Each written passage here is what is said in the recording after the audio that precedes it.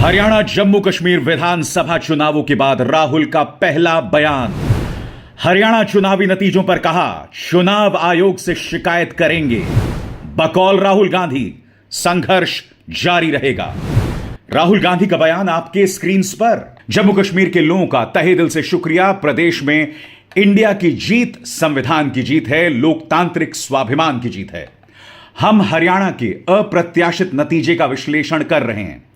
अनेक विधानसभा क्षेत्रों से आ रही शिकायतों से चुनाव आयोग को अवगत कराएंगे।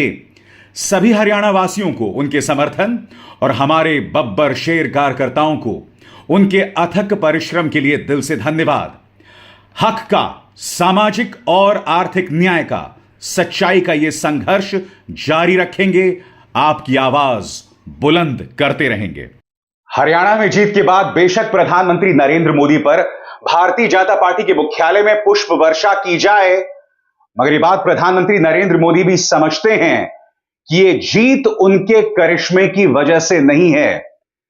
क्योंकि अगर ये जीत प्रधानमंत्री नरेंद्र मोदी की बदौलत हुई होती तो प्रधानमंत्री नरेंद्र मोदी अपनी चुनावी रैलियों को बढ़ाते। आप भी जानते हैं दोस्तों कि इस बार प्रधानमंत्री ने सिर्फ 4 रैलियां की। भारतीय जनता पार्टी को कहीं ना कहीं इस बात का डर था कि प्रधानमंत्री नरेंद्र मोदी का चेहरा अगर चुनावों में बार बार सामने आया तो इसका नुकसान बीजेपी को हो सकता है। आज भारतीय जनता पार्टी दोबारा हरियाणा में सत्ता में है, मगर दोबारा सत्ता में आने के बाद दोस्तों एक बहुत ही खतरनाक टूल किट जारी हो गया है और इसकी गूंज जो है वो महाराष्ट्र के चुनावों में भी सुनाई देगी। झूठ कहा जा रहा है, हिंदू मुस्लिम माहौल भड़काया जा रहा है दोस्तों। गोदी मीडिया कह रहा है कि यह प्रधानमंत्री नरेंद्र मोदी के नाम का करिश्मा है, उनके चेहरे का करिश्मा है। और जैसे मैंने आपको बतलाया दोस्तों, प्रधानमंत्री नरेंद्र मोदी हरियाणा के चुनावों से पूरी तरह से गायब थे। इस जीत की कल्पना खुद भारतीय जनता पार्टी ने नहीं की थी, खुद मुख्यमंत्री नायब सैनी ने नहीं की थी। यह बात अलग है कि उन्होंने एक रहस्यमय प्रेस कॉन्फ्रेंस में यह जरूर कह दिया था कि आप आराम कीजिए, जीतने हम ही वाले हैं। मगर सबसे पहले दोस्तों, गोदी मीडिया किस तरह का खेला कर रहा है यह मैं आपको बतलाता हूं। साफ तौर पर एक टूल किट जारी हो गया है जिसके अंतर्गत माहौल को हिंदू और मुस्लिम के तर्ज पर भड़काया जा रहा है। हरियाणा की जीत का हिंदू मुस्लिम से कोई लेना देना नहीं है, मगर गोदी मीडिया एक टूल किट के सहारे यही सब जहर, यही सब नफरत कर रहा है और इस जीत का श्रेय प्रधानमंत्री को दे रहा है, जबकि आप जानते हैं यह क्रेडिट उन्हें जा ही नहीं सकता। और कारण मैं आपको बतला चुका हूं। सबसे पहले मैं आपको बतलाना चाहता हूं अलग अलग न्यूज चैनल्स क्या कह रहे हैं। सबसे पहले नवभारत, हरियाणा में जीत बंपर, हिंदू बटे नहीं, बड़ा फैक्टर। यहां पर हिंदुओं की बात कहां से आ गई मैं समझना चाहता हूं टाइम्स नाउ नवभारत से। आप जानते हैं दोस्तों कि यह चुनाव किसी भी कीमत पर सांप्रदायिक नहीं थे। कल जो तमाम बहस दिन भर होती रही, कहीं पर भी कोई सांप्रदायिक बहस का जिक्र ही नहीं हुआ है, जबकि यह कहा जा रहा है कि यह जाट बनाम 36 बिरादरी हो गया। चूंकि कांग्रेस का फोकस जाट बिरादरी पर था तो जो अन्य बिरादरियां थीं या फिर जो अन्य कास्ट थे वो भाजपा के पक्ष में लामबंद हो गए। और साथ ही खेल 450 स्वतंत्र उम्मीदवारों का था, जिनमें से भारतीय जनता पार्टी ने बेहिसाब पैसा झोंका। वोट कटुओं की भी बात थी, जिसके चलते कांग्रेस को कम से कम 15 सीटों का नुकसान हुआ। ये तमाम मुद्दे थे, मगर मैं समझना चाहता हूं ये लोग इसे हिंदू मुस्लिम करने की क्यों कोशिश कर रहे हैं। क्योंकि निगाह में महाराष्ट्र है, भूख अभी मिटी नहीं। देखिए किस तरह से प्रधानमंत्री को भी श्रेय दिया जा रहा है। एक अकेला सब पर भारी, मोदी का नाम ही काफी है। मैं इस चैनल से समझना चाहता हूं कि यहां पर मोदी जी को श्रेय क्यों दिया जा रहा है भाई, नायब सैनी को श्रेय क्यों नहीं दिया जाता। सबसे बड़ी बात, जेपी नड्डा को इसका श्रेय क्यों नहीं दिया जाता। क्योंकि आप जानते हैं दोस्तों, जैसे जैसे एग्जिट पोल्स में यह बात स्पष्ट हो रही थी कि हरियाणा में बीजेपी नहीं जीतने वाली है, हर चैनल पर जेपी नड्डा की तस्वीर आ गई। यानी हार हो तो जेपी नड्डा, जीत हो तो प्रधानमंत्री। इस बार बीजेपी को लग रहा था हारने वाले हैं तो हर जगह जेपी नड्डा की तस्वीर आ गई। अब आउट ऑफ सिलेबस क्वेश्चन आ गया, यानी कि बीजेपी जीत गई तो भाजपा को अचानक फिर से प्रधानमंत्री को सामने लाना पड़ा, जो ये चैनल कर भी रहा है। आगे देखिए साहब, कांग्रेस की माया अब ईवीएम की बैटरी ने हराया। हरियाणा में मोदी लहर, बीजेपी बाजीगर। मोदी लहर। फिर मैं आपसे पूछना चाहता हूं, अगर प्रधानमंत्री नरेंद्र मोदी को इस्तेमाल ही नहीं किया गया तो वो मोदी लहर कैसे हो सकती है साहब? और फिर जहरीले चिंटू आपके सामने, मोदी योगी ने ऐसा जगाया, हिंदुओं ने ही कांग्रेस को निपटाया। हिंदुओं ने ही कांग्रेस को निपटाया। शब्दों के चयन को देखिए दोस्तों, साफ तौर पर दिखाई दे रहा है कि मंशा क्या है और आने वाले दिनों में क्या किए जाने की कोशिश की जा रही है। और मैं इसे टूल किट क्यों कह रहा हूं दोस्तों, क्योंकि कुछ ही देर में मैं आपको सुनाने वाला हूं कि प्रधानमंत्री नरेंद्र मोदी ने दरअसल कहा क्या है। यह देखिए, इंडिया टीवी, हरियाणा में बीजेपी की बड़ी जीत, मोदी मैजिक हिट।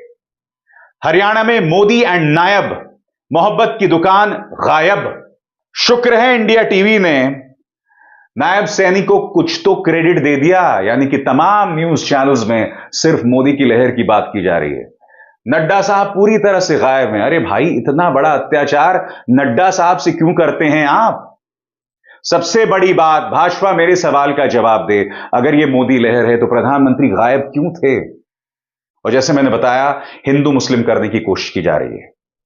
कुछ ही देर पहले मैंने आपसे कहा यह एक टूल किट है, और अगर आपको समझना है तो आपको प्रधानमंत्री का यह बयान सुनना पड़ेगा।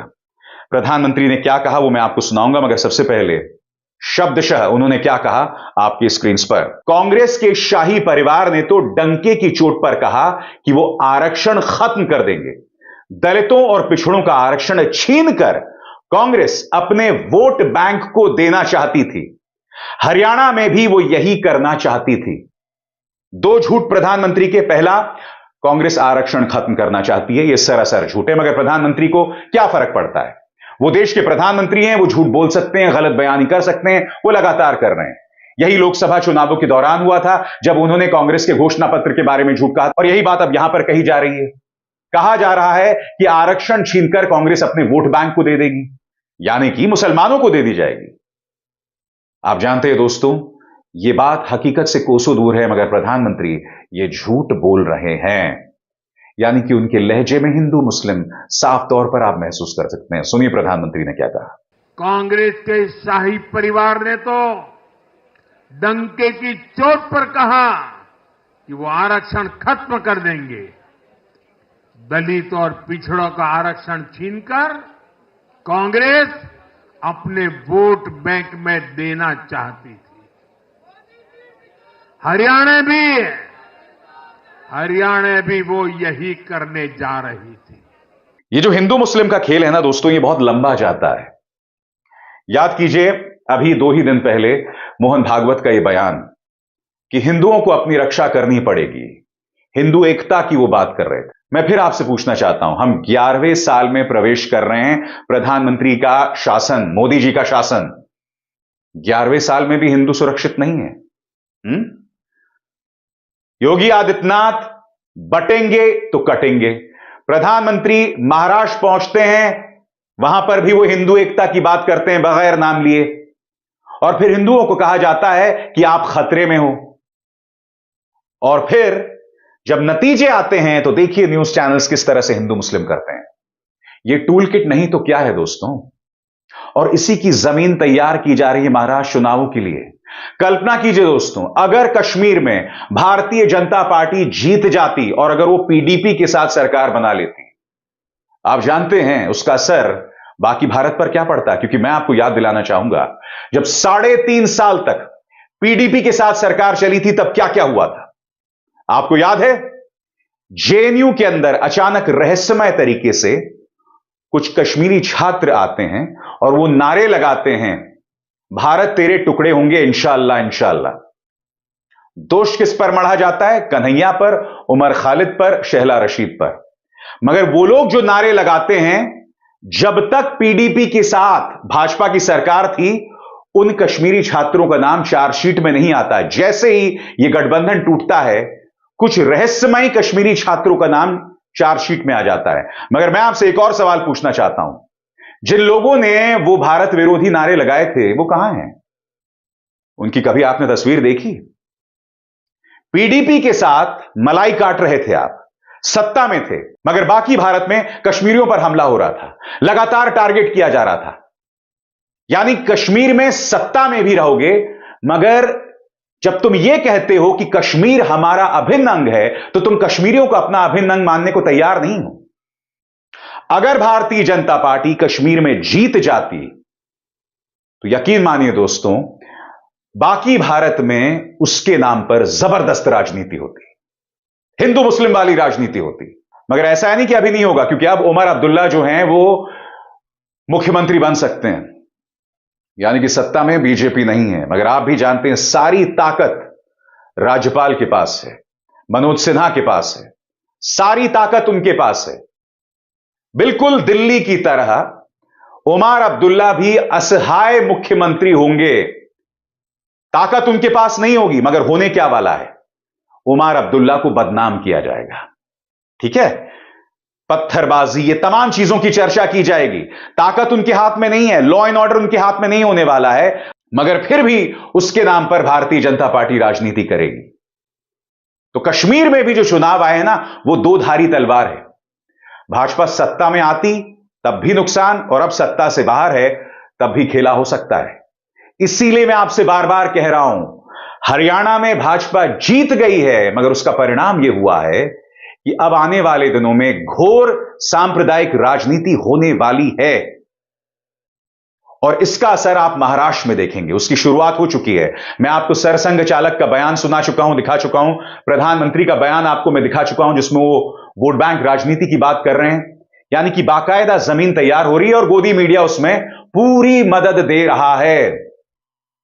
दुख की बात यह है दोस्तों कि महाराष्ट्र के अंदर आप जानते हैं टी राजा सिंह इससे पहले ही गली गली घूमकर मुसलमानों के खिलाफ जहर उगल चुका है। नतीजा आपको याद है, औरंगाबाद में सांप्रदायिक तनाव हो गया था। और अब आने वाले दिनों में मैं दावे के साथ कह रहा हूं, हेमंत बिस्व शर्मा मैदान में होंगे, योगी आदित्यनाथ मैदान में होंगे, और इनके बयानात देखिएगा, क्योंकि यही इन्होंने हरियाणा के चुनावों में किया था। यह अपने आप में बहुत ही ज्यादा चिंताजनक है दोस्तों। चुनाव आप जीत जाइए, मगर उसके जरिए माहौल को सांप्रदायिक मत बनाइए। दोस्तों, चूंकि हम हरियाणा की बात कर ही रहे हैं, तो इस सवाल पर भी हमें गौर करने की जरूरत है कि क्या इस हार से राहुल गांधी ने कुछ सीखा। आज मैं आपके सामने कुछ तथ्य रखने वाला हूं दोस्तों, कुछ चेहरों पर गौर कीजिएगा। भूपेंद्र हुड्डा, कुमारी शैलजा, रणदीप सुरजेवाला, ये सब मुख्यमंत्री पद के दावेदार थे। कुमारी शैलजा लगातार भूपेंद्र हुड्डा के खिलाफ बयान दे रही थी, खुलकर बयान दे रही थी, मानो वो किसी कोप भवन में बैठी हुई हैं। बड़ा प्रश्न, क्या राहुल गांधी ने ये जो दरार है उसे पाटने की कोशिश की? जब चुनाव चल रहा था तो क्या इसे संबोधित करने की उन्होंने कोशिश की? बिल्कुल नहीं की। राहुल गांधी ने बस एक तस्वीर के जरिए संदेश देने की कोशिश की, दोनों का हाथ जोड़कर कि ऑल इज वेल, जबकि आप जानते ऐसा नहीं हुआ। पर्दे के पीछे राहुल गांधी को इन दोनों नेताओं को बिठाना था, मंत्रणा करनी थी, बातचीत करनी थी, वो उन्होंने बिल्कुल नहीं किया। नतीजा आपके सामने है। अब भी जब चुनावी नतीजे आ गए हैं, कुमारी शैलजा बगैर हुड्डा साहब का नाम लिए इस तरह की बातें कर रही हैं, जबकि वो सांसद हैं। कांग्रेस के पास सब कुछ था। एंटी इनकम्बेंसी लहर, सत्ता विरोधी लहर जो चल रही थी, 3 बड़े राष्ट्रीय मुद्दे, अग्निवीर, भारतीय महिला, हरियाणा की महिला पहलवानों का अपमान, यौन उत्पीड़न, किसान आंदोलन। मैं जानता हूं व्यवस्था उनके हाथ में नहीं थी, व्यवस्था पूरी तरह से भारतीय जनता पार्टी के हाथ में थी, और यही आरोप भी लगाया जा रहा है ईवीएम्स को लेकर कि वहां धांधली हुई है। मैं एक बात स्पष्ट कर दूं, मैं ईवीएम पर तभी बोलूंगा जब प्रमाण सामने आएंगे, मगर जो चीज आपके हाथ में थी, क्या उसे संबोधित किया गया? इस पर तो चर्चा होनी चाहिए ना। राहुल कब तक इस तरह से आंखें बूंदे रहेंगे? छत्तीसगढ़ में भी वही हो रहा था, नतीजा आपके सामने है। मध्य प्रदेश में तो आपके हाथ में सत्ता आ गई थी। जब वो दोहराव दिख रहा था तो राहुल गांधी ने इसे संबोधित क्यों नहीं किया? क्या राहुल गांधी को अपने ईगो के खिलाफ दिखाई देता है लोगों से संवाद करना? क्या राहुल गांधी के अंदर भी माननीय मोदी जी की तरह अहम ब्रह्मास्मि का भाव है कि मैं अपनी बात तो करूंगा, खुद को जननायक जो है वो साबित करूंगा, मगर पार्टी के अंदर जो झूठम पैजार चल रही है उसे बिल्कुल भी संबोधित नहीं करूंगा। कांग्रेस की सबसे बड़ी दिक्कत यह है कि आज की तारीख में जहां जहां भाजपा से उसका सीधा टकराव है, उसकी हालत बहुत कमजोर है। कांग्रेस ये लगातार कहते रहे कि भाई लोकसभा के अंदर अपने आंकड़ों को आपने डबल कर लिया, मगर यह भी हकीकत है कि अगर अखिलेश यादव, तेजस्वी, के स्टालिन तमिलनाडु में ये सहयोगी दल ना होते तो आपका इतना अच्छा प्रदर्शन भी ना होता। यह भी एक फैक्ट है जिससे कांग्रेस मुंह नहीं मोड़ सकती। हकीकत यह है कि जहां जहां आपका भाजपा से सीधा संघर्ष था वहां पर आपको पटखनी मिली है, चाहे वो उत्तराखंड हो, चाहे वो हिमाचल हो, चाहे वो मध्य प्रदेश हो, तमाम जो राज्य हैं वहां पर पटखनी मिली है। जहां जहां आपको सफलता मिली है, चाहे वो राजस्थान हो, चाहे वो हरियाणा हो, आपको सबक लेना चाहिए था, मगर आप सबक नहीं ले रहे हैं। अति आत्मविश्वास का शिकार हो गए थे। आप पहले से मान के चल रहे थे आप जीत गए।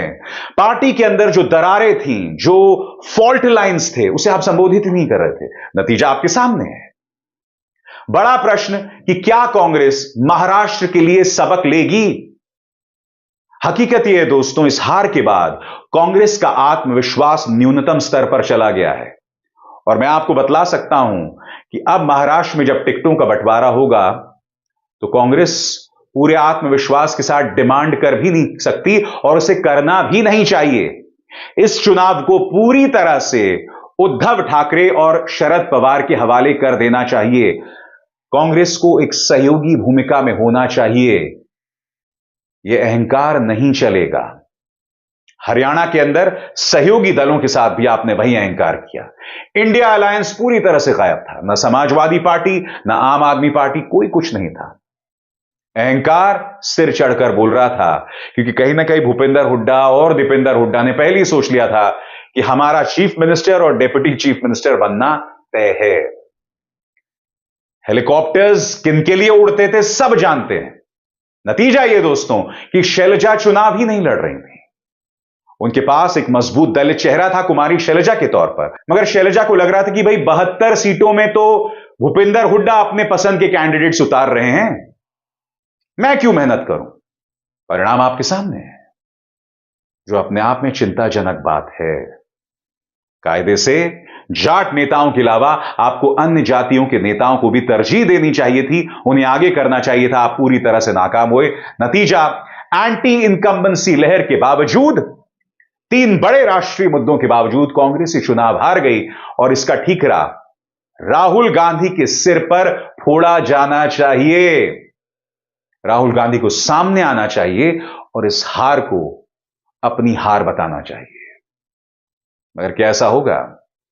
क्योंकि वो तो अपने आप को जननायक समझते हैं ना। अभिसार शर्मा को दीजिए इजाजत। नमस्कार। स्वतंत्र और आजाद पत्रकारिता का समर्थन कीजिए, सच में मेरा साथी बनिए। बहुत आसान है दोस्तों, इस ज्वाइन बटन को दबाइए और आपके सामने आएंगे ये 3 विकल्प, इनमें से एक चुनिए और सच के इस सफर में मेरा साथी बनिए।